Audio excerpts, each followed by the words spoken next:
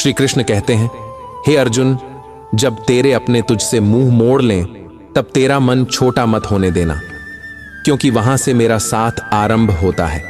विश्वास किसी पर इतना करो कि वह तुम्हारे साथ छल करते हुए शर्मिंदा हो जाए, और प्रेम इतना दो कि सामने वाले के मन में तुम्हें खोने का भय स्थायी हो जाए। 4 वेदों का अर्थ जानो या न जानो, लेकिन जवाबदारी, समझदारी, वफादारी और ईमानदारी को समझ जाओ तो जीवन भी गीता बन जाता है। संबुद्ध व्यक्ति पुण्य और पाप दोनों से इसी जीवन में मुक्त हो जाता है, क्योंकि वह उनमें लिप्त नहीं होता। जब तुम्हारी बुद्धि मोह की कीचड़ से बाहर निकलकर स्वच्छ अंतःकरण की भूमि पर खड़ी हो जाएगी, तब तुम्हें न भूत की तृष्णा खींचेगी, न भविष्य का लोभ। और हे अर्जुन, जब मनुष्य समस्त कामनाओं को त्याग कर आत्मा में ही संतुष्टि अनुभव करता है, तब वही पुरुष स्थित प्रज्ञ कहा जाता है। जो व्यक्ति दुख में व्याकुल नहीं होता, सुख में लोलुप नहीं होता, और जिसका भय, राग, क्रोध समाप्त हो चुका है, वही स्थिर बुद्धि मुनि कहलाता है। जिस प्रकार कछुआ अपने सारे अंग समेट लेता है, वैसे ही जब ज्ञानी पुरुष अपनी इंद्रियों को विषयों से हटा लेता है, तब उसकी चेतना स्थिर होती है, और तब वह संसार में होकर भी संसार से परे हो जाता है। जब धर्म के रथ पर सवार अर्जुन ने अपने ही सगे संबंधियों को युद्ध भूमि में सामने खड़ा देखा, तो उसका धनुष कांप उठा, उसका हृदय विचलित हो गया, उसकी आत्मा मोह और करुणा के जाल में उलझ गई, और उसने युद्ध के मैदान में अपने शस्त्र त्याग दिए। क्योंकि जब अपनों से ही युद्ध हो, जब रिश्तों से ही टकराव हो, तो वीरता भी प्रश्न बन जाती है। और यही क्षण वह था जब श्री कृष्ण ने मौन देखा कि अर्जुन शरीर से नहीं, आत्मा से थक चुका है, और तब शुरू होती है वह दिव्य वाणी, जो न केवल अर्जुन के लिए बल्कि हर उस आत्मा के लिए है जो अपने ही संबंधों, कर्तव्यों और विक्षोभों के द्वंद्व में हार मान बैठता है। भगवान श्री कृष्ण कहते हैं कि हे अर्जुन, मैं समस्त प्राणियों के हृदय में स्थित वह आत्मा हूँ जो सबका आदि, मध्य और अंत है। मैं सूर्य की तेजस्विता हूँ, वेदों में सामवेद हूँ, देवों में इंद्र हूँ, इंद्रियों में मन हूँ, मैं ही ब्रह्मा की सृष्टि हूँ, विष्णु का पालन हूँ, महेश का संहार हूँ, जलाशयों में समुद्र हूँ, पर्वतों में हिमालय हूँ, और इस संपूर्ण सृष्टि में जो कुछ भी तुम देख सको या समझ सको, वह सब मेरा ही रूप है, क्योंकि मैं ही वह चेतना हूँ जो कण कण में व्याप्त है। और हे मनुष्य, चाहे तू सारा ज्ञान प्राप्त कर ले, सारे शास्त्र पढ़ ले, सारा जगत समझ ले, लेकिन यदि तू स्वयं को नहीं जानता तो तू अब भी अज्ञानी है। और यदि कोई तुझे ठुकरा दे तो उससे दुख मत लेना, क्योंकि वह केवल तुझे पहचान नहीं सका। वह तेरा मूल्य नहीं जानता। जो रिश्ता तुम्हें रुला दे उससे गहरा कोई नहीं, और जो तुम्हें रोते हुए छोड़ दे उससे कमजोर कोई नहीं। इसलिए शांत रहो, ठंडे रहो, क्योंकि जैसे लोहा ठंडा होने पर मजबूत बनता है, वैसे ही मनुष्य भी मौन होकर बलवान बनता है। जब विपत्ति आती है, तब तुम्हारा ज्ञान, तुम्हारी विनम्रता, तुम्हारी बुद्धि, तुम्हारा साहस, तुम्हारे पुण्य कर्म, सत्य बोलने की आदत और ईश्वर में अडिग विश्वास, यही 7 गुण तुम्हारे रक्षक बनते हैं। क्योंकि आत्मा हमेशा जानती है कि सही क्या है, पर मन उसे भ्रमित करता है, और जीवन की सच्ची परीक्षा मन को साधने की होती है।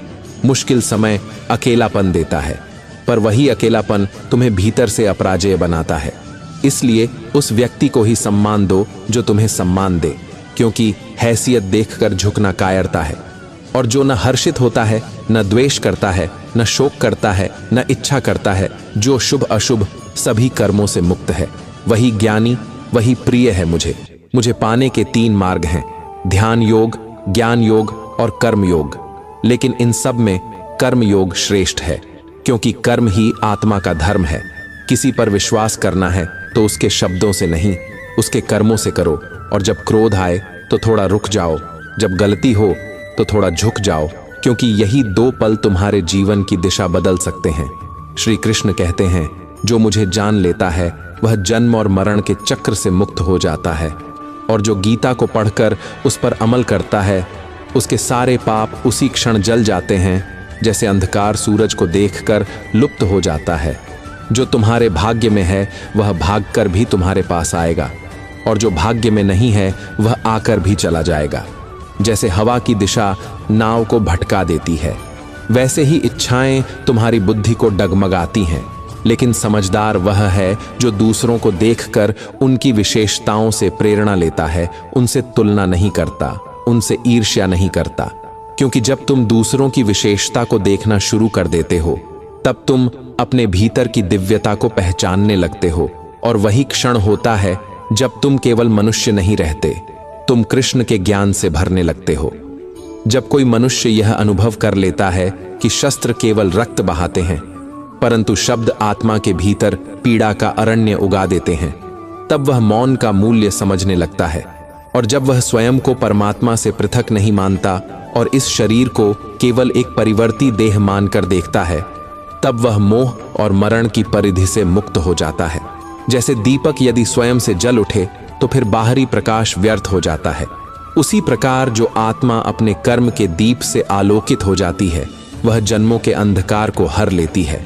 श्री कृष्ण कहते हैं, जो व्यक्ति संयमित आचरण और निस्वार्थ कर्म के पथ पर चलकर स्वयं को भगवत्ता से जोड़ लेता है, उसका हृदय न केवल शांत होता है, वह स्थिर भी होता है। और जो स्थिर हो वही स्थायी हो सकता है।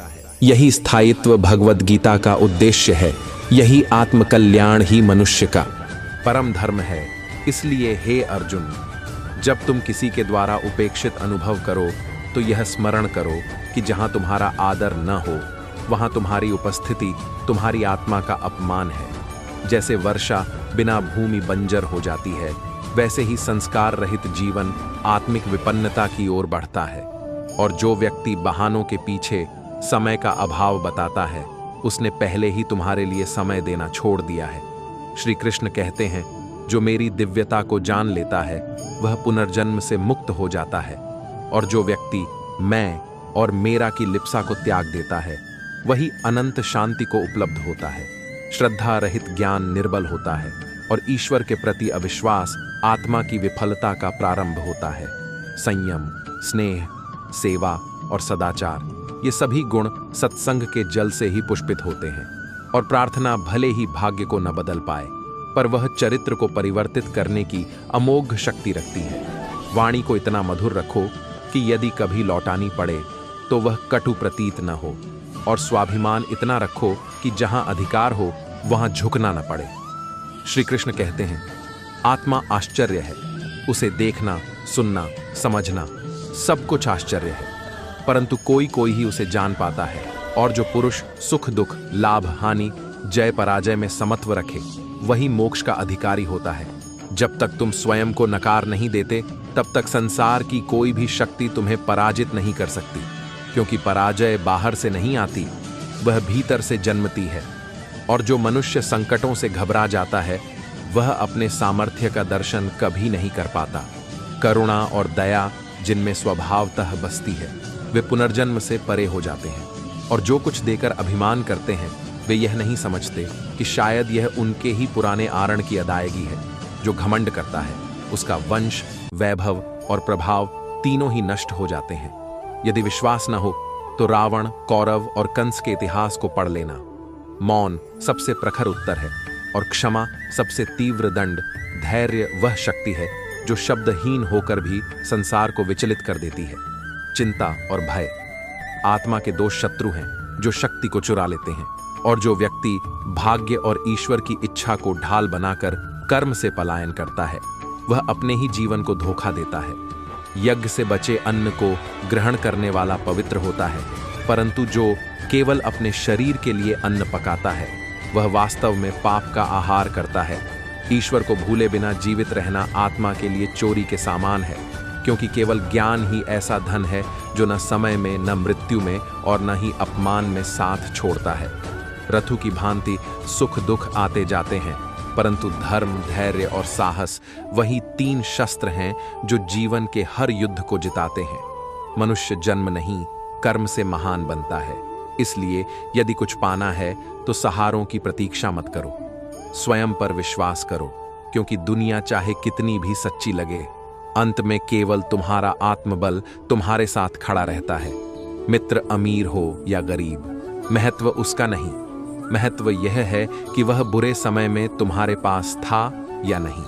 और अंततः धर्म कोई भी हो, मनुष्य अच्छा होना चाहिए, क्योंकि हिसाब अंत में कर्म का होगा, धर्म का नहीं। और यदि तुम काम को खुशी के लिए करोगे तो तुम्हें न खुशी मिलेगी न शांति, लेकिन यदि तुम खुशी के साथ कर्म करोगे तो वही कर्म तुम्हें आत्मानंद देगा। हे मानव, यदि तूने जान लिया कि किससे कब और कितना बोलना है, तो तूने जीवन की सबसे कठिन कला को साध लिया।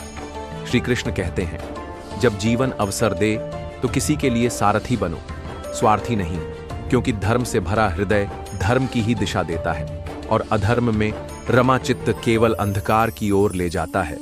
जब तुम दूसरों के लिए निष्कलुष भाव से शुभकामनाएं रखते हो तो वही शुभ फल तुम्हारे जीवन में चुपचाप लौट आते हैं। यही प्रकृति का अदृश्य और अटल विधान है।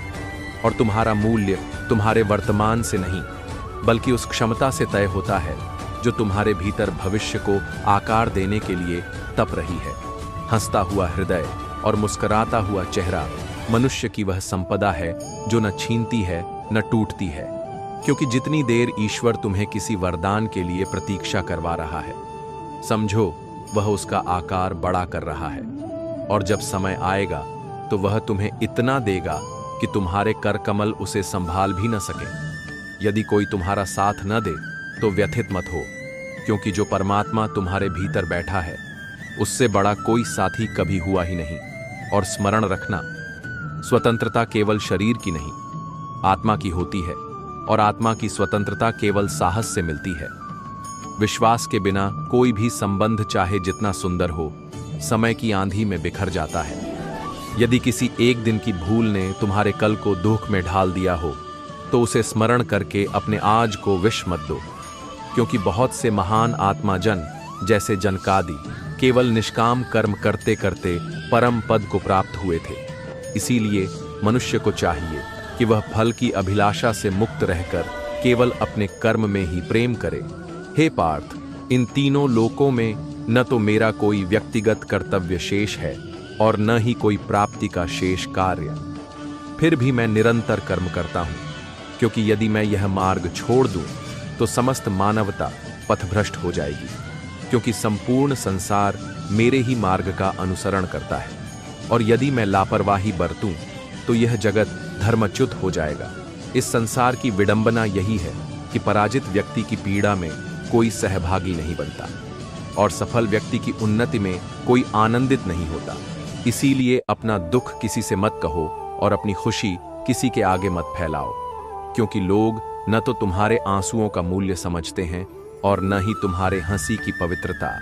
मनुष्य का आहार जितना सात्विक होगा, उसकी आत्मा उतनी निर्मल होगी, क्योंकि जो नहीं जानता कि क्या, कितना, कहां और कैसे खाना है, वह आत्मा का नहीं, केवल देह का उपासक है, और वह परमात्मा को कभी नहीं पा सकता। जो व्यक्ति केवल बाह्य प्रदर्शन में इंद्रियों के संयम की बात करता है, परंतु भीतर मन से उन्हीं विषयों में लिप्त रहता है, वह पाखंडी है। और जो पुरुष परमात्मा द्वारा निर्मित सृष्टि चक्र की मर्यादा को नहीं समझता, कर्तव्य से भागता है और केवल भोगों की लालसा में जीवन जीता है, वह मनुष्य नहीं, एक दिशाहीन आत्मा है। परंतु जो आत्मा में रमता है, जो आत्मा से तृप्त है और आत्मा में ही संतुष्ट है, उसके लिए संसार का कोई कर्तव्य शेष नहीं रह जाता, क्योंकि आत्मा ही उसका धर्म है, आत्मा ही उसका ब्रह्म है। और जो उस सत्य को जान लेता है, वह स्वयं सत्य का ही स्वरूप बन जाता है। किंतु ऐसा कोई करोड़ों में एक होता है, और जब वह होता है तो उसके लिए कर्म करना या न करना दोनों का ही कोई व्यक्तिगत प्रयोजन नहीं रह जाता, क्योंकि अब वह अपने लिए नहीं, संसार के लिए जीता है, और उसका कर्म अब केवल एक अनुकरणीय उदाहरण होता है, जिससे अन्य आत्माएं प्रेरणा लें और अपने जीवन में धर्म की प्रतिष्ठा करें। इसलिए हे अर्जुन, जो ज्ञानी हैं वे यह न सोचें कि अब उन्हें कुछ नहीं करना, बल्कि वे ऐसा कार्य करें जो अज्ञानी जनों को प्रेरणा दे। तामसिक प्रवृत्तियां केवल निद्रा और आलस्य से भरे कर्म करती हैं, राजसिक प्रवृत्तियां शौर्य और प्रदर्शन में लिप्त होती हैं, किंतु सत्वगुणी ज्ञानी जानते हैं कि केवल उनके स्वाभाविक गुण ही उनसे कर्म करवा रहे हैं। और वे उस प्रवाह में सहज भाव से बहते हैं जो यह मानते हैं कि वे स्वयं ही सब कर रहे हैं। वे अब भी अज्ञान में हैं। उठाकर फेंक दो उन संबंधों को जो स्वार्थ की दुर्गंध से सने हैं, क्योंकि जो संकट में तुम्हारे साथ नहीं वह सुविधा में भी तुम्हारा नहीं। यदि सच में जीवन को बदलना चाहते हो तो सबसे पहले अपने मन का स्वरूप बदलो, क्योंकि जैसा तुम्हारा मन होगा वैसा ही तुम्हारा संसार होगा। और जो चला गया उसे जाने दो। वह यदि आज रुक भी गया होता तो कल चला ही जाता। तुम जितने सरल उतने ही छलियों के लिए निशाना बनोगे, क्योंकि इस जगत में निश्चलता दुर्लभ और उपयोगी दोनों मानी जाती है। जीवन में बहुत कुछ वापस मिल सकता है, किंतु एक बार समय के साथ खोया हुआ विश्वास और टूटा हुआ संबंध कभी नहीं लौटता। और यही कारण है कि श्री कृष्ण की गीता केवल एक संवाद नहीं, चेतना का अमृत है। और जो इसे आत्मा से पी लेता है वह इस संसार में होकर भी इस संसार से परे हो जाता है। भरोसा उसी पर करो जो उसे निभाने की क्षमता रखता हो, क्योंकि कुछ पलों का साथ तो अर्थी उठाने वाले भी दे जाते हैं, लेकिन जो आत्मा को सहेजे वही साथी कहलाने योग्य है। सच्चे लोगों पर वही विश्वास रखो जो कड़वी दवा पर होता है। स्वाद भले तीखा हो पर लाभ गहरा होता है। और उन लोगों से दूरी ही उचित है जिन्होंने तुम्हारी निकटता की कभी कीमत नहीं जानी। बड़ा वही है जो छोटे के आंसू बिना शब्द सुने पढ़ ले, कौन क्या कैसे और क्यों कर रहा है। इन सब बातों से जितनी दूरी रखोगे उतना मन शांत और जीवन सरल होगा। हर रिश्ते की सीमाएं होती हैं, लेकिन जब बात आत्मसम्मान की हो तो वहां रिश्ता समाप्त कर देना ही गरिमा है। सुबह की शिथिलता मनुष्य के संकल्प को झुलसा देती है, इसलिए जो ऊंचाइयां चाहते हैं वे देर तक नहीं सोते। सहायता वह बीज है जिसे बो दो तो लोग भूल जाते हैं, लेकिन न बो तो तुम्हें याद रखा जाएगा। हर व्यक्ति दो स्थानों पर हारता है, एक अपने परिवार के मोह से और दूसरा अपनी पसंद के मोह में। मूर्ख व्यक्ति न केवल स्वयं का विनाश करता है, बल्कि जो उसकी सहायता करता है उसका भी अपकार कर जाता है। इसीलिए अपने जीवन को इतना अर्थपूर्ण बना लो कि पछतावा, द्वेष और भय के लिए समय ही न बचे। यदि कोई तुम्हारा विश्वास तोड़ता है तो उसे धन्यवाद दो, क्योंकि उसने तुम्हें सिखाया कि अगली बार विश्वास सोच समझ कर करना। यदि जीवन में शांति चाहिए तो आलोचना और समस्या को अपने हृदय पर अधिकार न दो। जन्म से प्राप्त रिश्ते प्रकृति की देन है, लेकिन स्वयं बनाए गए रिश्ते तुम्हारी आत्मिक पूंजी है। इन्हें संभाल कर रखो। किसी को उसके गुण दोष पर परखने से पहले अपनी दृष्टि को पारदर्शी बनाओ, क्योंकि धुंधले चश्मे से सत्य भी विकृत दिखता है। अपनी कमजोरी कभी किसी को मत बताओ, क्योंकि संसार का नियम है लोग वहां वार करते हैं जहां कवच कमजोर हो। जीवन में दो व्यक्तियों को कभी मत भूलो, एक जिसने तुम्हें दुख दिया और दूसरा जिसने तुम्हारे दुख में तुम्हारा साथ दिया। किसी के आगे इतना मत झुको कि वह तुम्हें गिरा हुआ समझने लगे, और लोग तुम्हारी कीमत तब जानेंगे जब तुम उन्हें नजरअंदाज करना सीख जाओगे। दीपक इसलिए पूजनीय नहीं कि वह जलता है, बल्कि इसलिए कि वह स्वयं जलकर दूसरों को प्रकाश देता है और कभी किसी की लौ से नहीं जलता। सफलता और असफलता दोनों जीवन के यायावर हैं, दोनों स्थायी नहीं। और जीवन की अधिकांश गलतफहमियां केवल इसलिए हैं कि लोग दूसरों के बारे में बात करना जानते हैं, उनसे बात करना नहीं। मनुष्य इसलिए दुखी नहीं कि वह ईश्वर को नहीं मानता, वह इसलिए व्यथित है क्योंकि वह ईश्वर की नहीं मानता। समय सबको मिलता है, लेकिन जो समय से पहले मांगता है वही दुख को निमंत्रण देता है। किसी से निष्कलंक प्रेम करना यह केवल भावनात्मक नहीं, आध्यात्मिक शुद्धता का प्रमाण है। और जो कुछ भी घटित हुआ है उसमें तेरा कोई वास्तविक हस्तक्षेप नहीं, इसलिए तेरी चिंताएं केवल तेरे भ्रम की संतान है। हर आरंभ मुझसे है, हर अंत भी मुझ पर ही आकर ठहरता है। इंद्रियों से मिलने वाले सुख पहले अमृत से लगते हैं, लेकिन अंततः वे जहर बनकर आत्मा को विकृत कर देते हैं। हे मानव, यदि तू अपने जीवन को सार्थक करना चाहता है तो मेरी शरण में आ। यदि तुझे मेरी वाणी अटपटी लगे तो यह तेरी दृष्टि का दोष है, क्योंकि तू संसार को अपने दृष्टिकोण से देख रहा है, जबकि मैं उसे पूर्णता से देखता हूं। यदि तू एक बार मुझ पर विश्वास कर ले तो मैं तुझे ऐसा सहारा दूंगा कि संसार की कोई आंधी तुझे डिगा नहीं सकेगी। जो मुझे एक बार पकड़ता है उसे मैं जन्मों जन्मों तक नहीं छोड़ता, और जो मेरे प्रिय भक्तों से छल करता है उसके लिए मैं केवल दृष्टा नहीं दंडदाता भी बनता हूं। जिसने मेरे भक्त को एक बार भी धोखा दिया उसके उद्धार के द्वार मैं युगों तक बंद कर देता हूं। मैं हर हृदय को मंदिर की तरह देखता हूं, और जो हृदय जितना निर्मल होता है वहां मैं उतना ही ठहरना पसंद करता हूं। श्री कृष्ण कहते हैं, प्रेम सभी से करो, परंतु पूर्ण विश्वास केवल परमात्मा पर करो, क्योंकि जब विश्वास टूटता है तब केवल वही थामता है जो कभी नहीं छूटता। जब तुम किसी कार्य की शुरुआत करते हो तो प्रारंभिक असफलताएं तुम्हारी परीक्षा नहीं, तुम्हारी तैयारी का भाग है। गिरो, संभलो, उठो, लेकिन मार्ग मत छोड़ो, क्योंकि मैं तुम्हारे प्रत्येक कर्म में तुम्हारे साथ खड़ा हूं। जो चाहे वह करो, पर उसमें अहंकार ना हो, सरलता हो, क्योंकि नम्रता ही वह ध्वनि है जिसे ब्रह्मांड सुनता है। इस धरती पर तुम्हारा मुख्य उद्देश्य केवल सांस लेना नहीं, बल्कि उस बंधन से मुक्त होना है जिसमें तुम बार बार जन्म लेकर फंसते हो। मुक्त वही होता है जो अपने कर्मों में स्थिर होता है, सुख और दुख को समता से सहता है, जो अपने अंतर की वाणी सुन सकता है। वही मुझे सुन सकता है जो मुझे हर ओर देखता है। वह मेरा सच्चा भक्त है और उससे मैं प्रेम करता हूं। इस संसार में कोई स्थायी नहीं, न शरीर, न संबंध, न सत्ता, केवल मेरी चेतना शाश्वत है, और मैं सब में समान रूप से व्याप्त हूं। जो मुझे पहचान लेता है उसे मैं भक्ति रस की धारा में डुबा देता हूं, चाहे वह संसार का सबसे बड़ा पापी क्यों न हो। यदि वह समर्पण के साथ मेरी शरण में आए तो मैं उसे भी पावन कर देता हूं। जो सुना है उस पर मत चलो, जो स्वयं अनुभूत किया हो उसी को आत्मा में उतारो। कुछ लोग ज्ञान से, कुछ कर्म से, कुछ योग से मुझे प्राप्त करते हैं, परंतु तुम मुझे जिस रूप में पुकारोगे मैं उसी रूप में तुम्हारे सम्मुख उपस्थित हो जाऊंगा। बस तुम मुझे स्मरण करते रहो, मेरी उपासना करते रहो।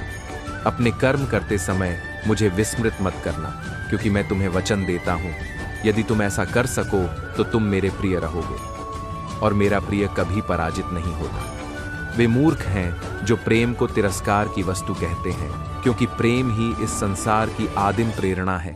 प्रेम ही वह बीज है जिससे सृष्टि की लता फूटी, और प्रेम ही वह मूल है जिससे हर संबंध पल्लवित हुआ। श्री कृष्ण कहते हैं, रिश्तों में नियमित दूरियां आत्मा को सांस देती है और अनियंत्रित निकटता संबंध को विखंडित कर देती है।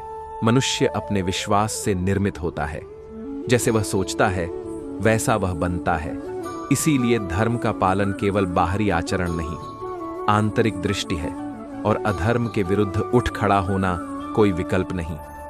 यह आत्मा की पुकार है। सत्य चाहे जितने असत्य में डुबो दो, सदा जल पर तैरती उस तेल की बूंद की भांति ऊपर ही रहता है।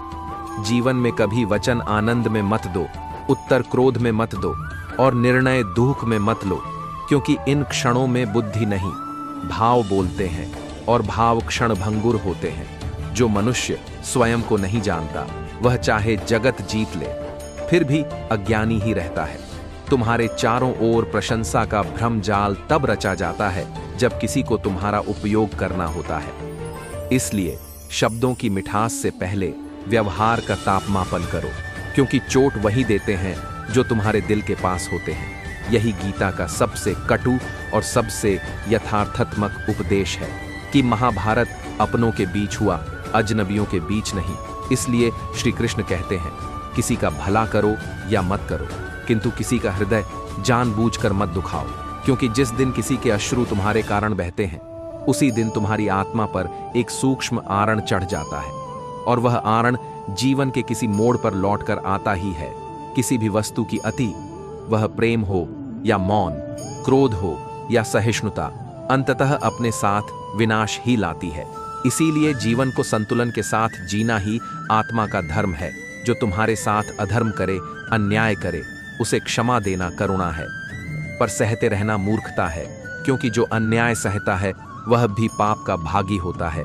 इसलिए हे मानव, उठो, जागो और अपने साथ हुए गलत का विरोध करो। यह विरोध क्रोध से नहीं, आत्मगौरव से होना चाहिए। जीवन में वह मत करो जो संसार करता है, वह करो जो सत्य है। श्री कृष्ण कहते हैं, जो मनुष्य अपनी रक्षा नहीं करता या प्रयास नहीं करता, उसकी रक्षा स्वयं भगवान भी नहीं करते। जो स्वयं अपने मूल्य को नहीं जानता, वह संसार से भी उपेक्षा ही पाता है। और जो व्यक्ति समय का अपमान करता है, समय भी उसकी उपेक्षा करता है। इसलिए जो समय के साथ चलता है, वही जीवन की लय को पहचानता है। संगति जीवन की दिशा है। यदि सच्चा मनुष्य बुरों की संगति में पड़ जाए, तो वह भी कलुषित हो जाता है। इसलिए सत्संग को केवल धार्मिकता का मंच न समझो, वह आत्मा की रक्षा का कवच है। इस संसार में किसी को परम अपना मत समझो, सिवाय परमात्मा के, क्योंकि जब सारे रास्ते बंद हो जाते हैं, केवल एक ही मार्ग खुला रहता है, और वह मार्ग ईश्वर की ओर जाता है। संदेह करने वाला मनुष्य सदा चंचल रहता है। वह न इस लोक का सुख भोग पाता है, न परलोक का स्वर्ग, क्योंकि संशय बुद्धि को ही नहीं, आत्मा को भी नष्ट कर देता है। इसीलिए हे अर्जुन, संदेह से बचे, श्रद्धा से जिए और स्मरण रखे, जीवन वही सार्थक होता है जहां गीता केवल पढ़ी नहीं जाती, जी जाती है। हे अर्जुन, तुम रोते क्यों हो? क्या तुम कुछ लेकर आए थे जो तुमने खो दिया? क्या तुमने कुछ रचा था जो नष्ट हो गया? तुमने जो लिया वह यहीं से लिया, और जो दिया वह भी यहीं पर दिया। जो आज तुम्हारा है, कल किसी और का होगा, क्योंकि परिवर्तन ही संसार का सनातन नियम है, और समय के साथ यह संपूर्ण सृष्टि उसी नियम की गति में बहती है। श्री कृष्ण कहते हैं, कर्म योग वह श्रेष्ठ योग है जिसके द्वारा आत्मा स्वयं को परमात्मा से जोड़ती है। यह योग न केवल आत्मज्ञान को जागृत करता है, बल्कि इस जीवन के पार की गति का भी पूर्वाभास कराता है। जब मनुष्य निष्काम भाव से कर्म करता है, तो वह स्वयं को अपने कर्मों के जाल से अलग अनुभव करता है। कर्म योग यह नहीं सिखाता कि कर्म का त्याग कर दो, यह सिखाता है कि फल की अपेक्षा त्याग दो। क्योंकि जब तुम केवल करने के भाव में स्थित हो जाते हो, तब तुम देने वाले बन जाते हो, मांगने वाले नहीं। और जो देता है वह दुखी नहीं होता। कर्मयोगी का जीवन इस संसार में एक दीपक के समान होता है। वह जलता है, लेकिन रोशनी बांटने के लिए उसका उद्देश्य प्रकाश है, प्रतिफल नहीं। वह जानता है कि समर्पित कर्म पूजा बन जाता है, क्योंकि इस संसार में कोई भी कार्य ईश्वर से पृथक नहीं है। ब्रह्म से रहित कोई क्रिया नहीं। कर्मयोगी पुनर्जन्म के बंधन से मुक्त होता है, क्योंकि उसके भीतर वासनाओं का संचय नहीं होता, इच्छाओं का ज्वर नहीं जलता। श्री कृष्ण कहते हैं, यह मन वायु के समान चंचल है। यही मन व्यक्ति को मोह, वासना और भ्रम की ओर ले जाता है।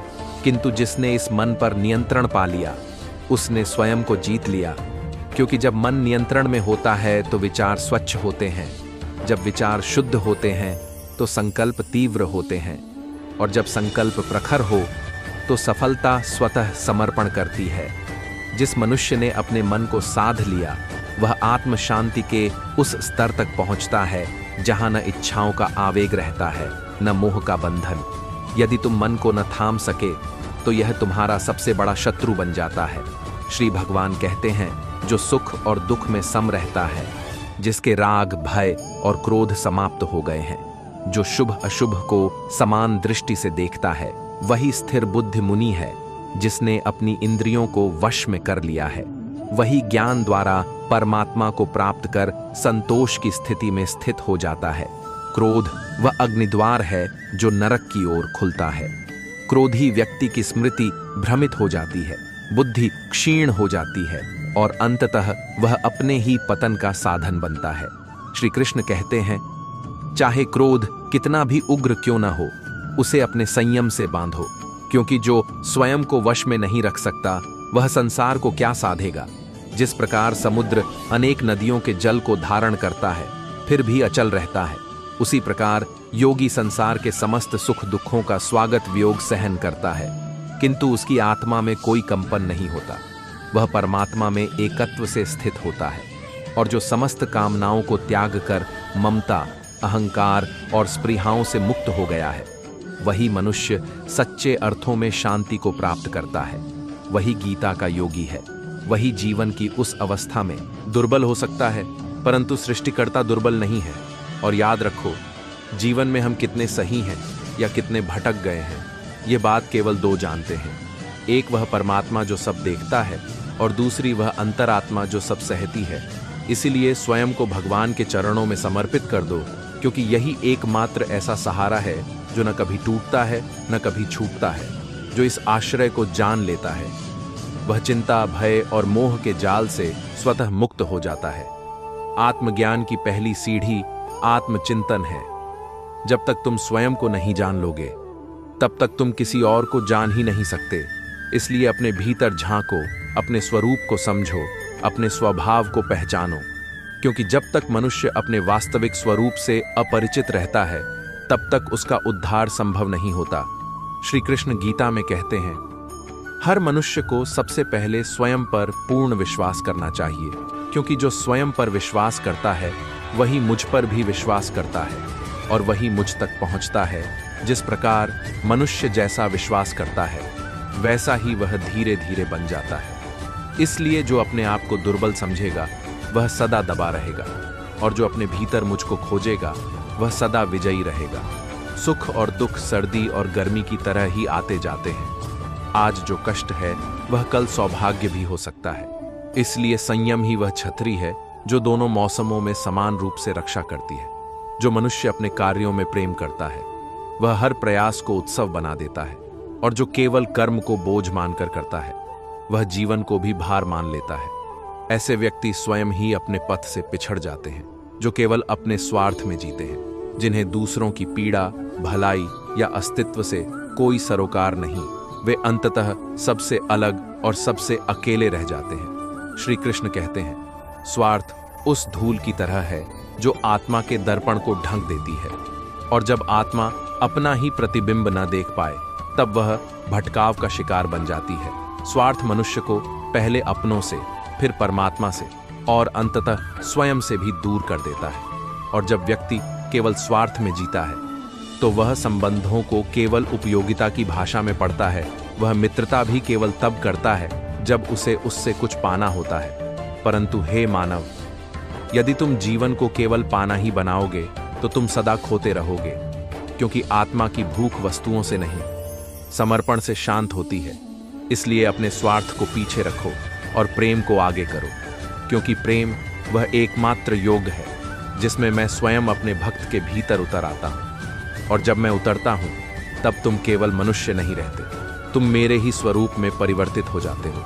ईश्वर सदैव उसके साथ खड़ा होता है जो उसकी शरण में आता है, और जो इस सच्चाई को वास्तव में जान लेता है उसका जीवन केवल जीवन नहीं रह जाता, वह स्वयं में एक तप बन जाता है, एक समर्पण, एक साधना बन जाता है। हे अर्जुन, यह संपूर्ण सृष्टि जिसकी गति में बंधी है वह मैं ही हूं, और यह संसार मेरा ही नाट्यगृह है, जहां मनुष्य अपने कर्मों से पात्र बनता है और ईश्वर की माया के धागों से उसकी गति तय होती है। इसलिए किसी मनुष्य को न तो अपने अतीत पर शोक करना चाहिए और न ही भविष्य की चिंता में अपना वर्तमान जलाना चाहिए, क्योंकि जो कुछ घटता है वह मेरी दृष्टि में है और मेरी कृपा से ही वह अंततः कल्याणकारी बनता है। श्री कृष्ण कहते हैं, अपने कर्म को प्राथमिकता दो, पहले अपने कर्तव्य का निर्वहन करो, क्योंकि जो स्वयं का काम छोड़कर दूसरों के कार्य में हस्तक्षेप करता है वह न स्वयं को संभाल पाता है और न दूसरों को संभालने योग्य रहता है। दान हाथों से नहीं, हृदय से होता है, और मौन वह भाषा है जिसमें आत्मा सबसे अधिक बोलती है। जो वस्तुएं तुम्हारी सीमा के बाहर हैं उनमें समय, पीड़ा और चिंता व्यर्थ है, क्योंकि समय से पहले और भाग्य से अधिक कोई कुछ नहीं पाता, पर जो कुछ पाया जाता है वह भी केवल प्रयत्न से पाया जाता है। जो व्यक्ति अपने मन को मुझ में अर्पित करता है और मेरी भक्ति करता है, मैं स्वयं उसके अभाव को पूरा करता हूँ और उसकी संपत्ति की रक्षा करता हूँ। इसलिए जब बुरा समय आए तो मुझ पर भरोसा रखो, क्योंकि वही समय मेरी परीक्षा नहीं, तुम्हारी श्रद्धा की परीक्षा होती है। जो व्यक्ति संघर्ष के समय विचलित नहीं होता वही अंततः स्थिर होता है, क्योंकि यह संसार दुख का कारण नहीं है, यह तो परीक्षा का माध्यम है। और जो रोता है वह केवल अपने दुख को दोहराता है, लेकिन जो उठता है वह उसी दुख को जीवन का उत्तर बना देता है। श्री कृष्ण कहते हैं, अगर जीवन में पहचान बनानी है तो परिवर्तन से मत डरना। जैसे पांडवों ने मेरे साथ खड़े होकर अपनी विजय के लिए रणनीति बनाई, वैसे ही तुम भी अपने कर्मों के लिए साहसी बनो। यदि तुम्हें सफल होना है तो केवल सोचो नहीं, योजना बनाओ, आगे बढ़ो, निर्णय लो और धर्म का साथ कभी मत छोड़ो, क्योंकि धर्म वही दिया है जो अंधकार में भी जलता है। सच्चे मित्र वही होते हैं जो दुख के समय पीछे नहीं हटते। जैसे मैंने पांडवों के संकट में उनकी रथ की ध्वजा नहीं, उनका आत्मबल बनकर साथ निभाया, वैसे ही तुम भी सच्ची मित्रता को केवल भावनाओं में नहीं, कर्मों में जियो। हारने से बड़ा पाप है हार कर बैठ जाना, और जो जीवन की विफलताओं से योजना बनाकर आगे बढ़ता है वही अंतिम विजय का अधिकारी होता है। जैसे यदि पांडव मेरी रणनीति न मानते तो उनका साहस भी उन्हें कौरवों से नहीं जिता पाता। इसलिए हर संकट से पहले रणनीति बनाना, मुझसे संलग्न रहना, यही सबसे बड़ा शस्त्र है। और यदि कोई साधक अपनी साधना में असफल हो भी जाए तो मैं उसे पुनः उस घर में जन्म देता हूं जहां वह अपनी अधूरी साधना को पूर्ण कर सके, क्योंकि कोई भी सच्चा प्रयास कभी नष्ट नहीं होता। हे धनंजय, मैं ही इस संपूर्ण ब्रह्मांड का मूल कारण हूं। मेरे सिवाय न कोई करता है न कोई नियंता, सब मुझसे ही उत्पन्न होता है। और जैसे धागे में मोती पिरोए जाते हैं वैसे ही यह संपूर्ण जगत मेरी चेतना में बंधा हुआ है। मैं ही इसका आधार हूं, मैं ही इसका अंत और मैं ही इसका आरंभ हूं। इसलिए हे अर्जुन, तुम मुझ में समर्पित रहो, क्योंकि मुझसे जुड़कर ही तुम स्वयं को जान पाओगे। यह संपूर्ण संसार मुझसे ही उत्पन्न होता है, मुझ में ही स्थित रहता है और अंततः मुझ में ही विलीन हो जाता है। इसका तात्पर्य यह है कि मुझसे अलग इस संसार की कोई स्वतंत्र सत्ता नहीं है। सत, रज और तम, ये तीनों गुण मेरी माया के उपकरण हैं, और मेरी यह माया इतनी सूक्ष्म, इतनी गहन और इतनी प्रबल है कि इसे पार कर पाना केवल उसी के लिए संभव है जो मेरी शरण में आता है। क्योंकि सामान्य मनुष्य इस माया में अपने सुख दुख, भय आशा, बल निर्बलता और संकीर्णताओं में उलझकर ही अपने को पहचान बैठता है और उसी भ्रम में अपना जीवन गंवा देता है। किंतु जो आत्मा मेरी ओर मुख करती है, मेरी शरण में आती है, वह इस माया को पार कर जाती है, क्योंकि उसकी दृष्टि अब संसार में नहीं, केवल मेरे चरणों पर होती है। हे अर्जुन, इस संसार में मेरे 4 प्रकार के भक्त मेरी शरण में आते हैं। पहला आर्त, जो संकट में मुझे पुकारते हैं। दूसरा अर्थार्थी, जो मुझसे धन, ऐश्वर्य और भौतिक इच्छाओं की पूर्ति चाहते हैं। तीसरा जिज्ञासु, जो केवल मुझे जानना चाहते हैं। और चौथा ज्ञानी, जो मुझे जानकर मुझ में ही रमण करते हैं। आर्त भक्त वे हैं जो संकट के समय जब सारे सहारे छूट जाएं तभी मुझे पुकारते हैं। जैसे उत्तरा, जिसने अश्वत्थामा के ब्रह्मास्त्र से अपने गर्भ की रक्षा के लिए केवल मुझसे ही विनय किया, और मैं स्वयं उसके गर्भ में प्रविष्ट होकर परीक्षित की रक्षा हेतु प्रकट हुआ। जबकि द्रौपदी और गजेंद्र जैसे आर्तों ने पहले अन्य सहारों का प्रयास किया। जब सब निष्फल हुआ तब मेरी ओर लौटे, और तभी मैं आया।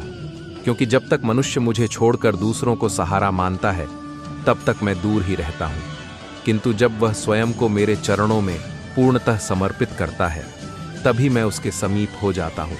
अर्थार्थी भक्त वे हैं जो ऐश्वर्य, सुविधा, समृद्धि और सौभाग्य की इच्छा करते हैं, परंतु उन्हें भी केवल मुझसे ही मांगते हैं, न कि किसी अन्य से। ऐसे भक्त भी मेरी कृपा के पात्र होते हैं।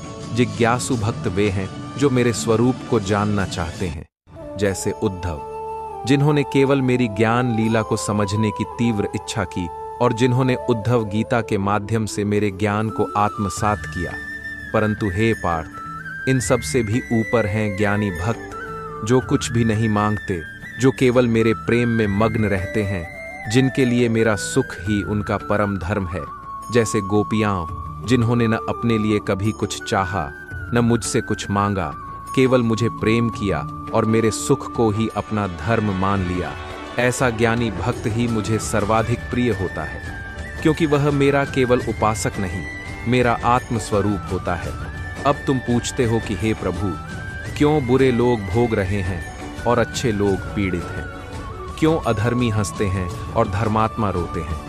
तो सुनो हे अर्जुन, बुरे लोग यदि इस जन्म में सुखी दिखते हैं तो वह केवल उनके पुराने पुण्यों का क्षय हो रहा है।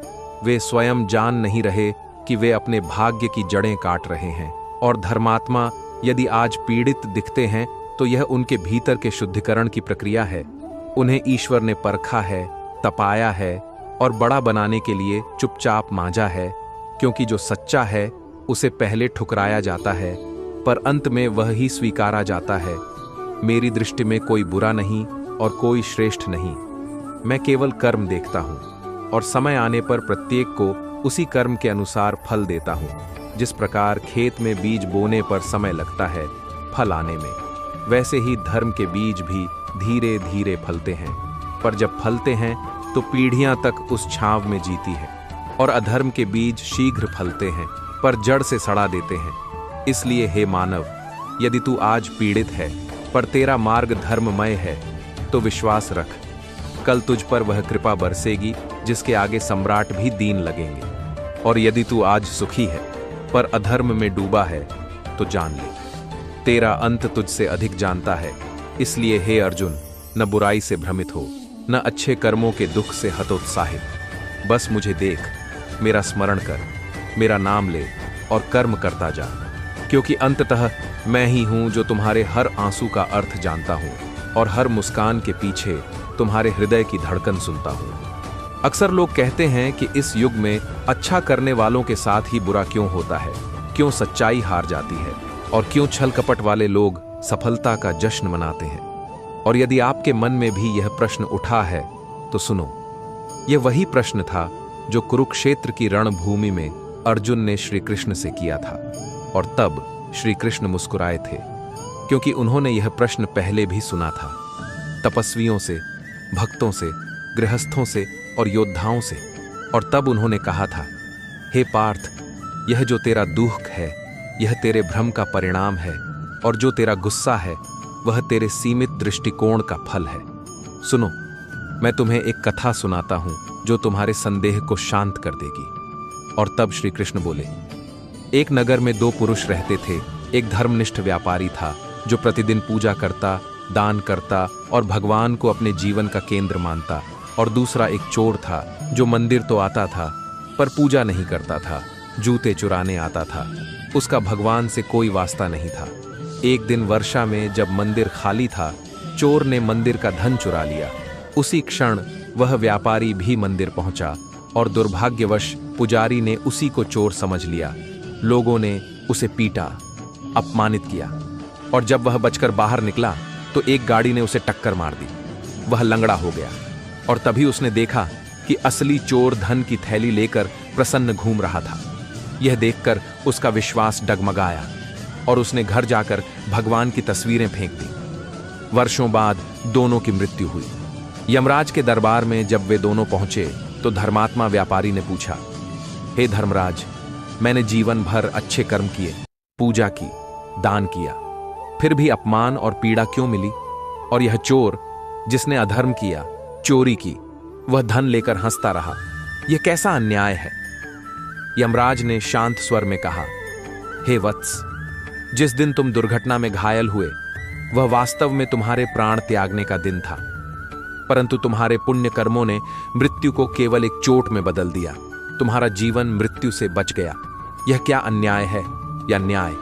और यह व्यक्ति जिसके जीवन में राजयोग था, वह अपने पूर्व जन्मों के पुण्य के कारण करोड़पति बन सकता था, पर इस जन्म में उसके अधर्म और पाप ने वह राजयोग केवल एक पोटली बना दिया, और वह पोटली उसके जीवन की पूरी महिमा का अंत थी। यह सुनकर वह धर्मात्मा नत हो गया और चोर मौन हो गया, क्योंकि यमराज का न्याय समय से ऊपर और मानव समझ से परे था।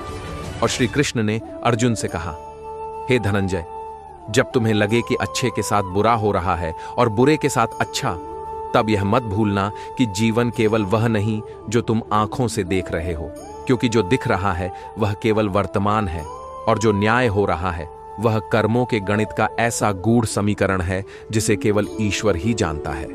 इसलिए हे मानव, तुम कर्म करो, न्याय मत मांगो, क्योंकि तुम्हारा हर आंसू, हर कष्ट, हर अपमान तुम्हारे पुण्य की अग्नि है जो मृत्यु को भी जीवन में बदल सकती है।